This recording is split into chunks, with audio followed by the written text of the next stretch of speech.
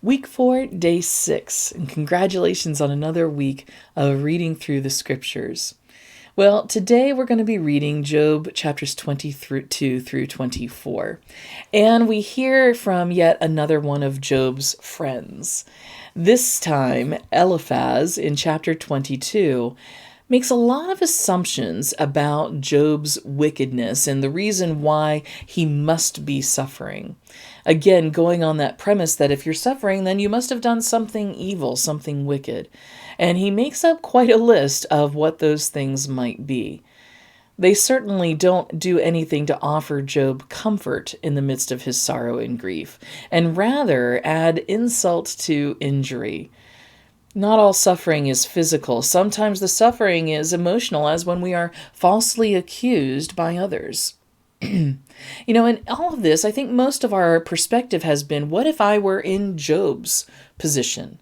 How would I feel and how would I react if I were suffering for some reason? Especially if it wasn't my fault.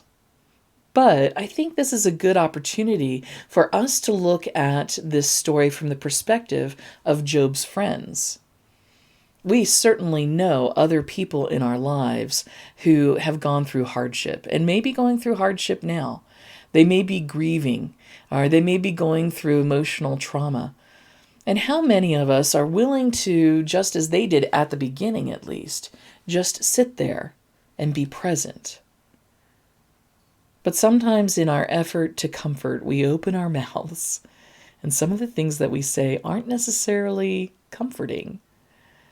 Especially if we have bought into this false idea that only the good get what is good, and only those who are evil suffer. And so we might find ourselves compelled in some way to offer some sort of constructive criticism or constructive thought that will help them turn their lives around so that they won't suffer this way again. The fact of the matter is, we've also learned already that our perspective is very limited. We don't know the whole story. And so when we feel compelled to step in and perhaps offer a lesson that they need to learn from this, perhaps instead we would be better to keep our mouths shut. And if God has a lesson to teach, let God teach the lesson.